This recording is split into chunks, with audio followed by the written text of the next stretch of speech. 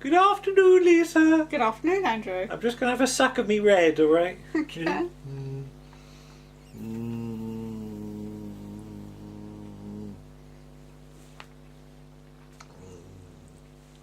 Ha! I hoped it would be purple because it's cherryade to which I've added some lime, so I thought it might turn into purple, but it doesn't. Why am I drinking red? Because we've been watching Blake Seven. Because we've been watching Blake Seven. I think you need more lime than that to turn it into purple. Yeah, but it's already sort of cherry and lime. Right. First question: who is this Chris Boucher chap? Oh, he's the script editor. Well, He's had his name on the rest of the series. I know, but it doesn't say Terry Nation, and this is a major landmark. First one doesn't say Terra Nostra. And frankly, it doesn't take you long to notice when the script starts up that it's not Terry Nation. Right. In fact, I think not only does it, the script feel different, but the visuals feel different as well. Yeah. Because we've also got a new director in the form of Jonathan Wright Miller. Yes. So, 2 new people at the helm. And yes, there is a definite difference. But we start off with a shot of a space thing, don't we? A space station. Which turns out to be Space City. Although I did, judging by my notes, it almost looks like I written Space Kitty. Okay. That'd be a giant space cat. Yeah. But there's a man sat on a cushion, which is on a bigger cushion, which is on a bigger cushion. Yeah. And I think he has to sit really still so he don't fall off. Yeah, I was going to say, if he sort of falls asleep or sort of leans back too much, he'll just catapult off the back and look a fool. But this turns out to be Largo of the Terra Nostra. Yeah. And he gets a visit from, I put Jacko and his sister. Yes. Can you better explain who these are? It's Carl Howman, Yeah. who would go on to play Jacko in Brushstrokes. And Adrienne Burgess, who was in the Sunmakers, will go on in. No, she's been in the Sunmakers. Yes, she's been in the Sunmakers. Veet, isn't she? She's Veet. Yes. And they're dressed in sort of very sort of almost. It's not quite rags, is it? But they're sort of grubby, sort of overally uniformy things that Pajama have seen better days, and they all look very pale, don't they? Yes. Because. This is all to do with sort of drugs, isn't it? Because the title of this episode is Shadow. Shadow is the drug. And here, Largo has got a sort of load of orange gobstoppers, aren't they? I don't quite know how you're supposed to. If these are the drugs and they're big, Perhaps big you break things, it open and drink it or something. I don't know, because you're not going to swallow that in a go. Or, it's never quite explained. No. I know visually you've got to have something that's quite big. Yeah. But I'm very bad at swallowing pills. They've got to be really tiny. Yes. We'd have a pill cutter you can cut with now. But he says, he keeps using the phrase like dream head, which is... So I like the way that Chris Boucher is sort of inventing sort of little details in this. It's quite sort of Bob Holmesy, isn't it? That, special sort of turns of phrase and things like that. But yes, it turns out that Hannah is the one that's addicted to it, because her brother then pulls a gun on him. But he keeps on saying things like "we own you," and stuff like that. But yes, off they go, and they make Largo lie down on his cushion. Yes. With his eyes off his cushion. Well, with his eyes shut, and then they start a recording of Jacko's voice. Petey. No, not Petey. Beck. Petey's the other one. The other one. Yes, Beck. Saying, don't move, and then they go off to a sort of corridor and wonder where Petey is, which is. Are they all part of the same family? Yeah, that's her brother. Yeah. And then the Liberator sort of sneaks in round the window, it's quite a doesn't nice it? shot actually. Because there's no fanfare to it. He just sort of pokes its head round the corner and goes, "Hello, I'm here." But on board the Liberator, more new clothes. Jenna's got some sort of purple thing on, hasn't she? She has. And Avon appears to have encased himself in Bako foil. Yes, he's silver. And this episode, there's a lot of silver and there's a lot of white as well later on. So it's very sort of Star Warsy, isn't it? It is quite Star Warsy, yeah. And there is an influence later on. Yeah. But the space city is described as the satellite of sin by Villa. Mm-hmm. And he says, pick a pleasure, and whatever pleasure you've got, it's for sale. Yes. I'd like to test that if we ever went there. Okay. I'd really like to test their pleasures. Okay. You know, go in and say, have you got any On the Buses DVDs we could watch? You know, is that a pleasure? Well, that's the point. You know, sounds more like a purgatory. Well, there are some people who like that sort of thing. Yeah. So, but Blake basically wants to use the Terra Nostra to get at the Federation, doesn't he? And Moral Gan is all against this. Mm-hmm. And I will say it in passing. Gan does sort of remind me of is it Elmo? Oh, from Brushstrokes. From Brushstrokes. But he doesn't say chisel at any point, does he? No. Neither does he get out a chisel, which would have been funny. No. But no. But yeah, the Terra Nostra, like the head of organised crime. Mm-hmm. Jenna's had an encounter with Largo, hasn't she? She has. When he wanted her to sort of traffic some shadow. Shadow, yeah. But it turns out the Federation sort of have a death sentence on anybody with possession of it. So Villa wants to come, but they don't want him to go for some reason. Yeah. But meanwhile, on Space City, they find Peter, who's dead. Mm-hmm. So he didn't get much to do. And really, really grey blue. Yeah. Yeah. I don't know how much that was lighting, and how much was that meant to be. You know, sort of after effects. Then a man with a gun appears and says Largo wants to see him. So yeah, Villa complains that Blake isn't tough enough to deal with people like the Terra Nostra, because Blake's sort of a pampered A grade. Yes. And Villa's a tough Delta grade. Yeah. Okay. Callie's not falling for all this protestation though, because it's clearly an excuse for Villa to get down there, isn't it? So Zen shows a picture of it, because Villa sort of just said he wants to see basically. It. Yeah. And then Villa works out that Aurak could operate the teleport for him, so he sort of goes over to Aurak and says, "Are you in there?" It's sort of like he taps it, wraps it in there, wraps on the top, and says, "Hello." And Aurak objects being sort of thought of as a tame rodent in a cage. Yes. Or a rat in a box, as Villa says. Villa says he's going to throw away the key. Then Aurak gets the first of several ominous lines when he says, "Soon that will no longer be a problem." Blake, Avon and Jenna are with Largo. Gan's outside somewhere, mooching about, listening on his communicator.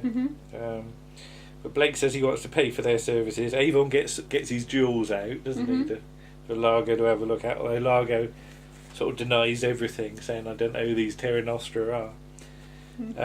Avon he says they don't exist. Yeah, they're a myth. Yeah. And there's lots of good sort of throwaway lines in this. Avon says he's sentimental about money and things like that.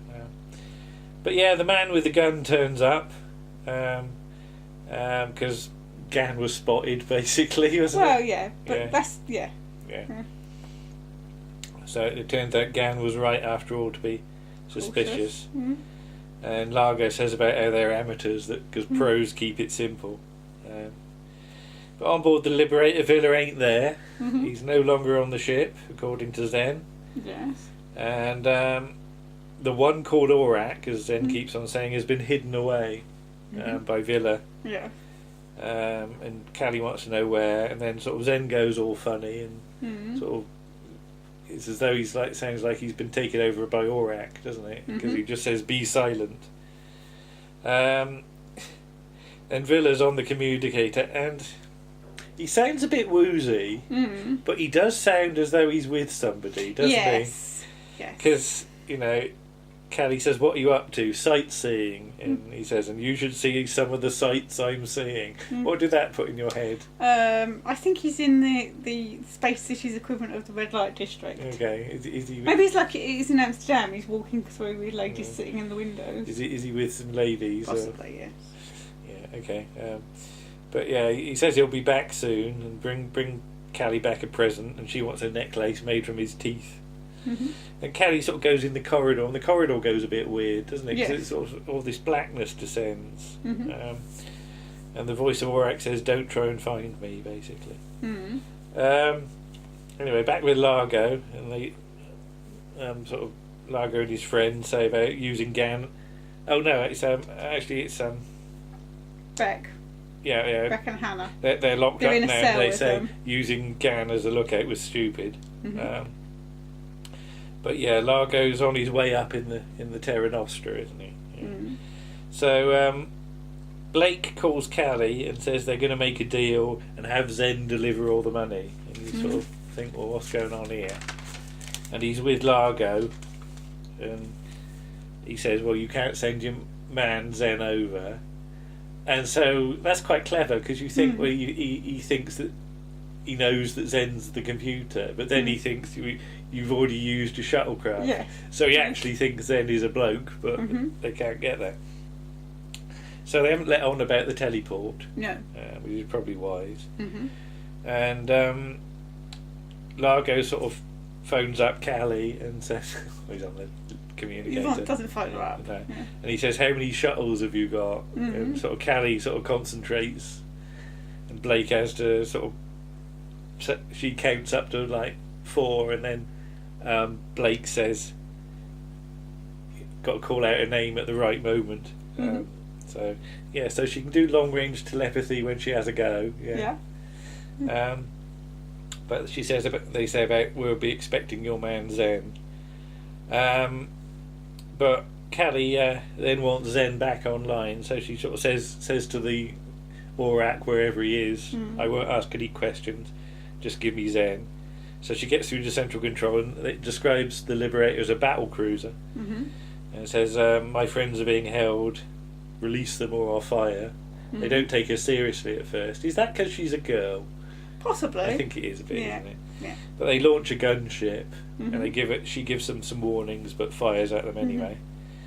The man with the gun, who's the friend of Largo, because he's just called Enforcer, isn't he? He doesn't actually get a name, no. It's one of those characters that he comes in the cell, but he's soon overpowered, isn't he? And then I like the way that Central Control call Largo and say there's a lunatic woman threatening us. But Blake gets the message, and he's a little confused at first, isn't he? But they teleport back, but then Zen returns for Jacko and Hannah. Zen doesn't return. Blake returns for Zen's a computer. Jacko and his sister. Villa's got alcoholic remorse, which is a nice turn of phrase. And Gan says he can't find Aurak, but he tried calling out for him. Now, can you imagine that? Yes. Aurak! Gan sort of going out and going, Aurak, come on, where are you? Come out, boy. You know. We do that with Martha sometimes. She doesn't come, does she? It's as though like Aurak's got a box that he's hiding in or something, like Martha does. Yeah, Martha hides in little places. And Aurak will just pop out and go, I'm here. I'm here. Yeah. But yeah, they start sort of wondering about Callie. No, hang on. No, I haven't. I've got to go to page 5, haven't I? Sorry. Villa won't feel like laughing, apparently. And so yeah, Blake says they're going to attack the source of shadow. Yes. And Callie's on the blower saying, have you found Aurak? Yeah, I've got a funny feeling. And then the corridor goes weird and black again. Yes. And I warned you not to look for me, says Aurak's voice. And then it all goes very weird. It does remind me a bit of the sort of bit in Kinder where Tegan goes into the dreamscape thing. Yeah. Because it's first of all Callie in sort of black nothing bit of studio, then with a spotlight on her, then a sort of mix to Aurak, and then this weird box graphic which is like sort of like just a white background with a sort of cube representation. And I don't know if you picked up on it, and I don't know whether they mean it to or not, but there's possibly a clue here, because it almost looks like a hypercube. Right. And a hypercube is a cube in 4 dimensions. Carl Sagan demonstrates it. Okay.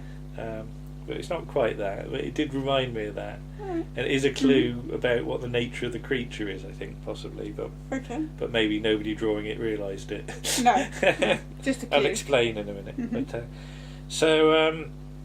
But Lar goes on the phone to the space phone to his chairman, who's Vernon Dubchev. He's feeding his fish. He's got a pet spider. Oh, is it a spider? Yeah, it's a sort of tarantula-y thing. Because he's sort of doing that, isn't it? Well, that's why I thought it was fish. No, it's not I couldn't really fish. see what it was properly. So. No, the idea is quite creepy. Okay. But yeah, Largo says that everything's under control, and once they catch Blake and his chums, they'll get the money that they've got, the bounty for them, and a demonstration we can punish where the Federation cannot reach. So they're on the Liberator, they're analysing the ball of shadow, and it turns out to be derived from a xerophyte. A xerophyte being a cactus. Okay. So it's not Meglos that we're dealing with. It's the moon discs, who are meant to be partially telepathic, and sort of go and avoid sunlight. So they sort of shuffle over and into the shadows. Yes. They're supposedly extinct though, but they know what planet they originally came from. Yeah. Villa's got a bit of a sore head, and but he finds Callie on the floor with Aurak. Isn't it? You find her there? Yes. But yeah, that's right. Because there's a sort of voiceover of Callie screaming, isn't there? Inside her head. Avon has a nice line. He says about Callie's more human than I am. And they arrive at the planet, which is very red and very yellow in this shot. In a later shot, it's just very yellow. All the red seems to have disappeared. But hey, Largo's chum is on the phone to his big boss, and apparently the shadow that Hannah's been taking has got a sort of tracer element in it, so they can work out where she is. Where she is, yeah. Where she is. Largo's now been done in by his underling. I never quite, because he's got this sort of yellow stuff around his mouth, hasn't he? Was he poisoned him? Milkshake or something. Yeah. He had a bad milkshake. But yeah, his assets are now the enforcers. the blokes. So this planet's got twin suns, so it hasn't got a night side. Yes. And everybody's put on their like landing pyjamas. Yeah, the white suits. Things with silver boots. Not all of them got silver boots. Only Jenna's Jenna's got silver boots. I noticed Jenna's got None of the men have got silver silver boots. Oh, right. Jenna's the only one whose legs are going to cook. Yeah, and they land in it's sort of a sandy sort of area. It's quarry again. And there's a red painting of the sun in the sky, isn't there? It's not the most convincing. It's not the most convincing, no. It's not no Tatooine, is it? No, but Jenna says, "Oh, you could fry your eyeballs here," and Avon says, "Daintily put," and then she just comes back with, "It must be the company I keep." So there's a lot of sort of back and forth stuff going on. Bit of banter. Yeah.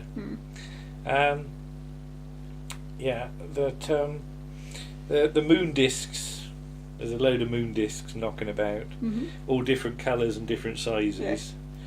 And I did sort of think of like throat lozenges, some of them, but I sort of know how they've done it. Yes. How they move. Yeah. Because they seem to have a sort of metal pin in the middle, don't they? That is unfortunate that you can see that quite easily because they're clear. Yeah. You can sort of see if they'd been a darker colour, you might not have. But yeah, there's like a metal rod and they just move them from underneath. Don't they? Yes. Yeah, later on when we get to Callie's Tommy Cooper thing, I'll talk about that a bit more. But they're making a sort of buzzy noise, aren't they? Like they're having a natter. And one just goes for a wander as everybody sort of walks away. Villa leaves the teleport area because he wants a pill, and he sort of switches Aurak on. Yes. And meanwhile, Callie appears to be in Aurak. Aurak saying things like, "You are alone, I am the darkness." And then there's a huge, great big zoom in on Callie's eye, where you actually go to like, it seems as though it's been shot off a monitor because you actually see the pixels. Alright, like they've sort of zoomed in onto a telly, and you get the weird interference pattern when they zoom in. So this is like a couple of years before you can do Quantel zooms, and to get that much of a zoom, they've had to sort of fudge it a bit. But this is very like going into Tegan's eye, isn't it? You know. But yeah, Callie runs to the teleport suddenly, and there are a load of sunshades set up on the planet, space sunshades, silver ones with the moon discs underneath. And it's not entirely clear how this works, but the Liberator crew have taken a load of like sort of bent nails with them. Well, like skewers, really. Yeah, like sensors that they say they are for the battle computers or something, and they're sort of like sticking them in the sand to get readings. Callie sort of teleports down and collapses in the sand and loses her bracelet. And a moon disc comes over to have a look at her, doesn't it? It sort of trundles along. Aurak's key is now electrified, so Villa tries to disconnect him. He keeps getting shocks. And he says, you will not disconnect. The bridge is almost complete. And there's some guards watching Avon, aren't there? From up on the ridge. So Avon gets his gun out, zaps it, one falls over, and then he meets another one, has a scrap with that. Aurak announces that the bridge is complete. The Liberator starts to lose power with the orbit decaying. It's as though it's going to crash on the planet. So they Hannah goes to disconnect Aurak and gets zapped for her trouble and killed, doesn't she? Callie is now covered in moon discs, or at least her cloak is. Yeah, her dress is. Yeah, because she's got her sort of cloak all sort of splayed out. Sleeves, is that her big sleeves? Her big sleeves,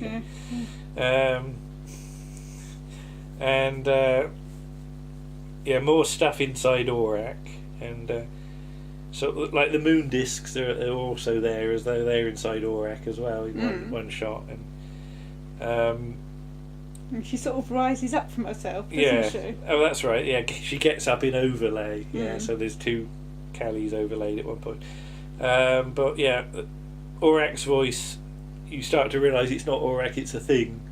Because he says, Aurak is my bridge, you cannot stop me, I am ready to cross. But because Callie's not alone, she's got the moon discs on her side, she's sort of able to sort of put up a bit of a fight. Yeah. So, and then Aurak's key is just suddenly removed, as though it was like Callie's hand doing it, isn't it? And it ends up on the planet in her hand. Yeah, in her hand. Yeah. And the power goes back to the Liberator. So that's all right. Everybody teleports up, and even Callie does too. I noticed when she asked to be teleported up, it's terribly windy all of a sudden. Her air's going all over the place.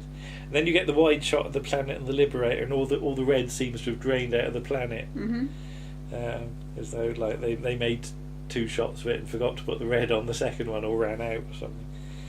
But this thing that was fiddling with Aurak turns out to be an alien life form in a different dimension.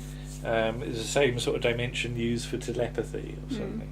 So that's the thing about the hypercube, because the hypercube's got higher dimensions, you see. So. Okay. But Callie was a threat to it. I like the thing about how did Callie move the key. Long arms suggests like she's missed a tickle. like not only is she telepathic, she actually got like really long bendy arms. That'd be useful. Which are a superpower that she can do in times of stress. We'll have to think of an occasion when that might be useful. Yeah, but yeah, it's the key was moved through telekinesis or kinesis, depending on how you pronounce it. But the moon discs probably helped. So yeah. So should they dump or destroy Aurak in case this happens again? But no, Avon just puts a disruption bomb in Aurak, and if his readings go funny, it'll go off again. Notice you never hear of that again. No. But yeah, the Terra Nostra and the Federation are all one thing, basically. It turns out. Yes. Both sides of the same coin. Because the guard's ID was for the president's security, sort of guard things. And I like this line, where are all the good guys in that case? You know, and you could be looking at them. What a depressing thought. Then Callie's put a moon disc in a cat litter tray, hasn't she?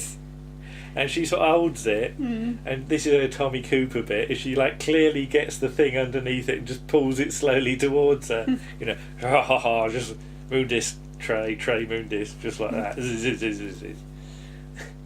You see Callie doing a Tommy Cooper? No.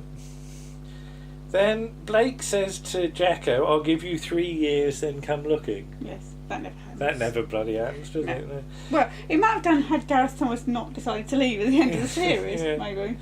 And then 7 pursuit ships, one each, are launched. And Beck goes to press the button to burn the president's garden. Yes. And I just thought, poor moon discs. I know. Poor the moon disc. Well, it's not their fault. No, it's not their fault they get turned into... We're back to the mandrills, aren't we? You know, it's not their fault. Deary me. And that's it. But, yeah.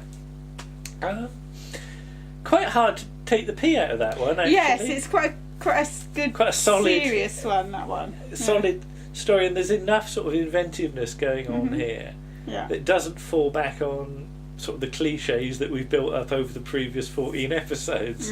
So what we said last time, I think Chris Boucher arrives writing it just the right point. Yes. You know?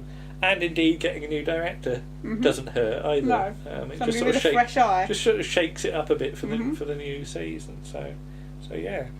What's up next then? Horizon. No, it's not.